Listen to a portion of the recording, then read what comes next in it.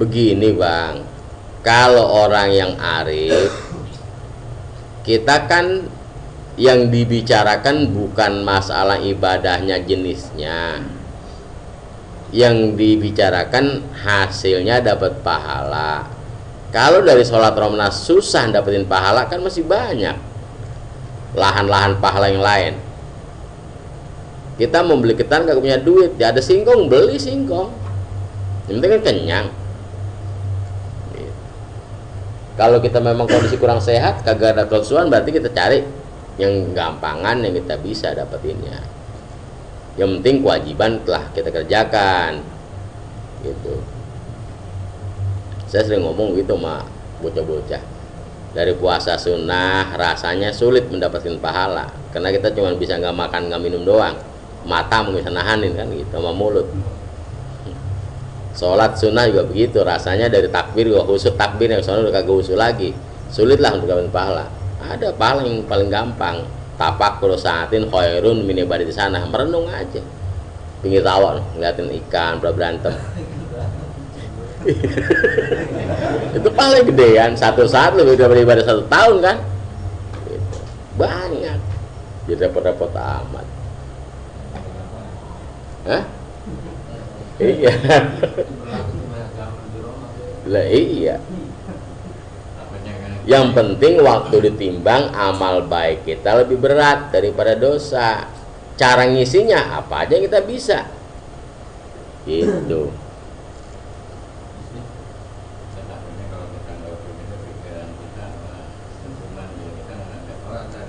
Sholat mah kerjain, sampai bilang kagak boleh sholat. Sholat kerjain.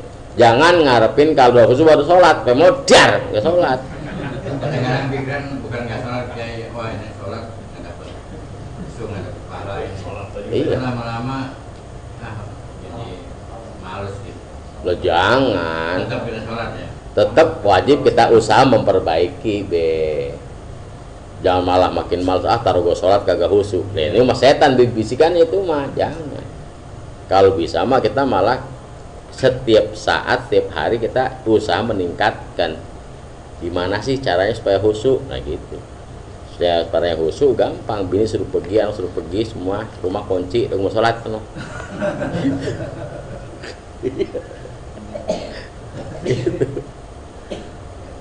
Baru berpulang gitu bete.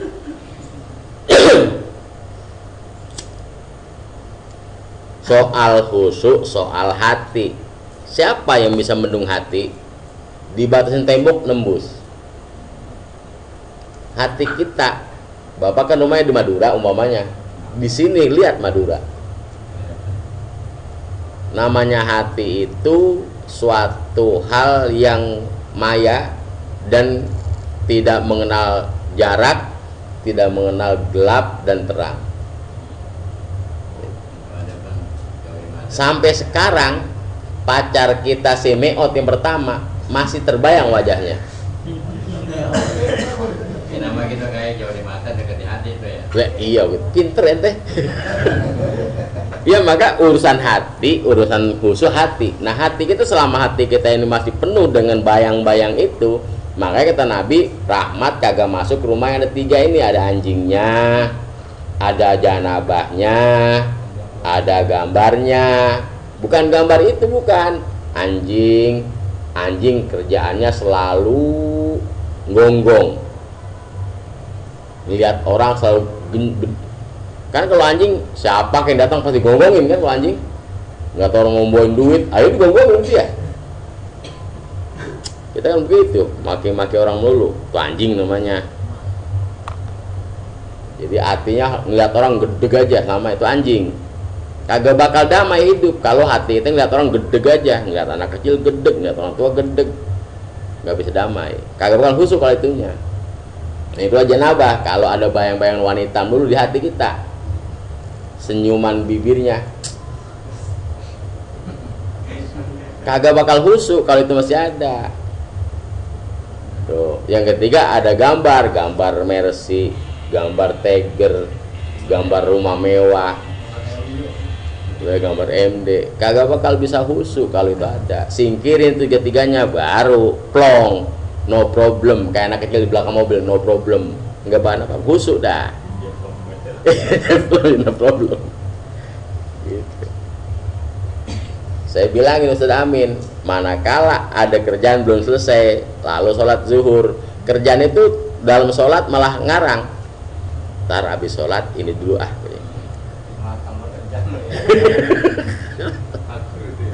Hah?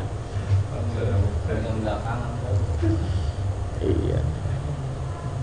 Gitu be. Jadi kalau masalah khusyuk bukan masalahnya kita harus gelap, harus kita bersih, bukan. Karena hati nggak mengenal gelap terang. Bersih dulu hatinya dari 3 macam itu tadi. Ada harta, wanita, tahta, biar jauh dulu pergiin. Yang saya alami, manakala tidak ada keinginan secuil pun di hati, insya Allah khusyuk. Iya, nggak ada keinginan. Jangan tidur Bang Udin, buat oleh kacang loh. Gitu, supaya khusyuk dah, dimeremin, tetep aja. Baik semua. Gitu. Udah meremin, dimelekin sama aja kalau ada.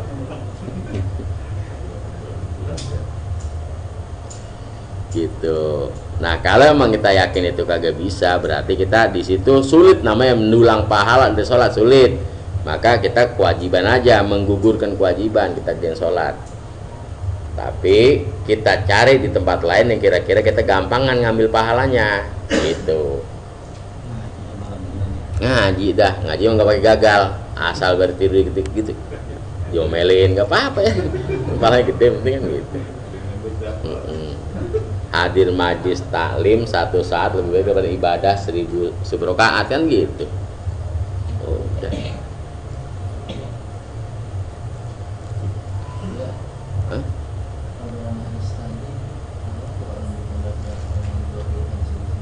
Gimana?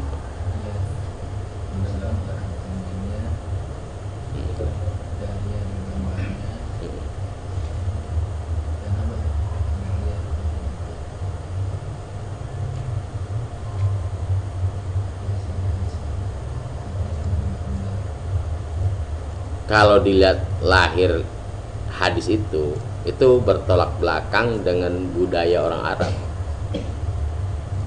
Orang Arab miara anjing buat berburu.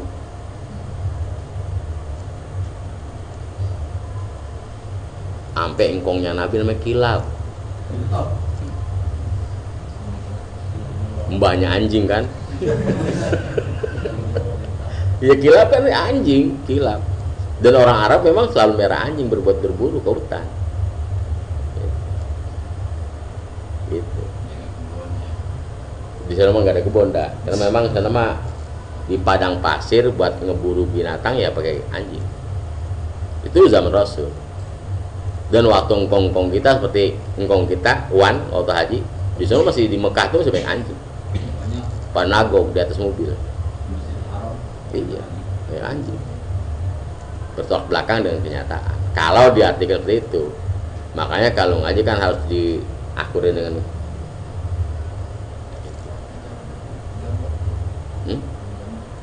iya, di hati kita banyak bayangan-bayangan, masih ingetin mobil, ingetin gambar itu. Bukan gambar foto-foto tungkur Korbin. Ada emang orang ustad gambar foto almanaknya di Korbin. Itu bukan pinter, keliwat pinter. Kalau hatinya khusyuk, mau 17 gambar itu kagak bakal nengok. Biar ini putih gini kuning, hatinya gambar apa aja ada lagi sholat, Allah Akbar, senyum si bocah nggak bilang. Bibirnya yang doer.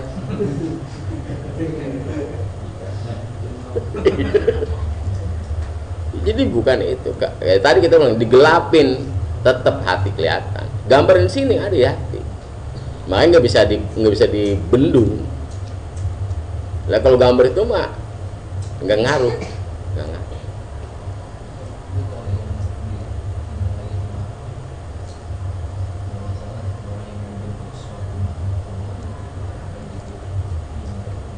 Itu malah lain larangan. Itu namanya yudohuna. meniru-niru ciptaan Allah itu benar. Bukan kena dilarang itunya, bukan. Nggak boleh meniru-niru ciptaan Allah. Disuruh hidupin nanti. Tapi kan kagak lukisan mah bang. Yang disuruh hidupin itu yang modelnya arca. Lah wayang gimana hidupinnya je? Apalagi di kertas mah gimana hidupinnya, melayang-layang kayak layangan. Kagak. Yang patung gambar orang kayak kucing-kucingan, bikin tabungan dari kucing-kucingan kayak kuda-kudaan, itu yang suruh hidupin. Dan itu alasannya dulu kan dilarangnya keras karena memang jahiliyah di Arab itu bertuhankan patung, sehingga kalau masih ada patung dikhawatirkan kumat maning. Hah? Iya, kumat maning, takutnya Nabi berusaha menghilangkan patung dari hati mereka. Kalau dibolehkan lagi, takutnya kumat maning. Jangan kayak kan ada kayak ayam, bebek. Iya, kalau kita sebagai orang yang Islami ya jangan apel aja. Atau guci aja, kan banyak jalan kayak baru poci itu, jangan gitu, itu dilarang. Kalau ente kurang jelas, terbaca Qomus Idris Marbawi di halaman depannya tuh, karena di dalam Qomus Idris Marbawi isinya kan banyak-banyak gambar, di luarnya terus diuraikan.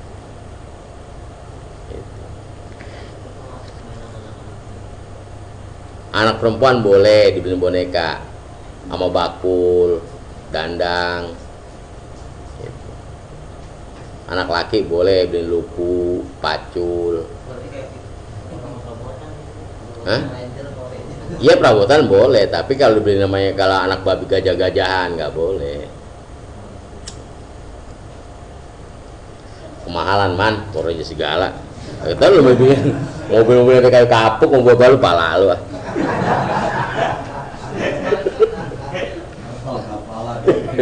Kayak kapuk gitu. Disiasatin dengan bentuknya misalnya ada kurang-kurang itu bisa. Iya, makanya sekarang orang bikin patung-patung buat itu di bahasa kayak tukang jahit ya. Tukang jahit kan cuman badannya sepotong, kagak ada palanya. Sekarang juga patung-patung para pejuang nasional kan cuman sepotong aja, nggak ada tangannya, nggak ada. Itu juga kita masih ngeri. Yang paling bagus mau udah jangan pakai bikin. 8 ini teman kita apa di Pondok Gede, asal lihat misi tahun patung ya, misi berapa orang perempuan dari diri misi ya, capek dah.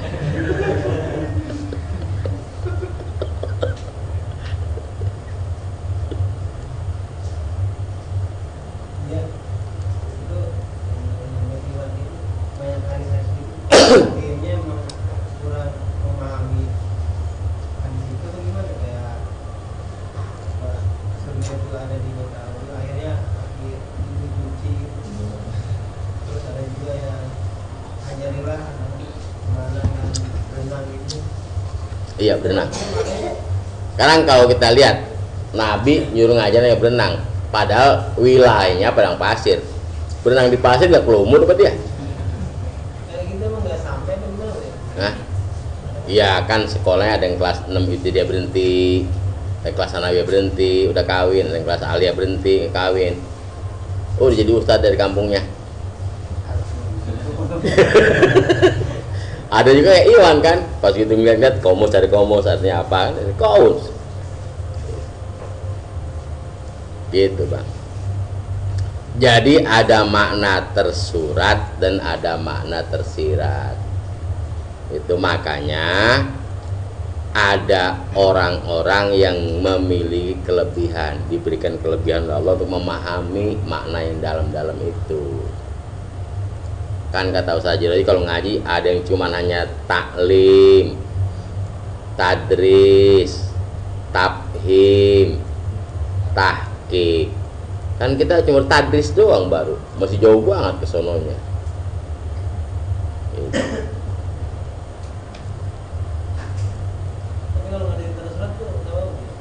Jangan. Jadi hadis itu kan sesuai dengan maksudnya. Sekarang kita nerima surat, apa sih oleh pengirim surat, maksudnya kan harus paham gitu kita. Al-Quran dikirim, apa sih maksudnya, tujuannya harus jelas kan. Kalau nanti diartikan melenceng, berarti nggak sesuai dengan tujuan pengirim gitu. Itu Muhammad. Lah logikanya maka dipakai logika. Kalau diartikan anjing itu beneran, pertama saya bilang tadi, waktu engkong kita haji tahun 73 aja di Mekah anjing pernah nabok di Ka'bah, di Haram. Malaikat di Masjidil Haram dah gitu.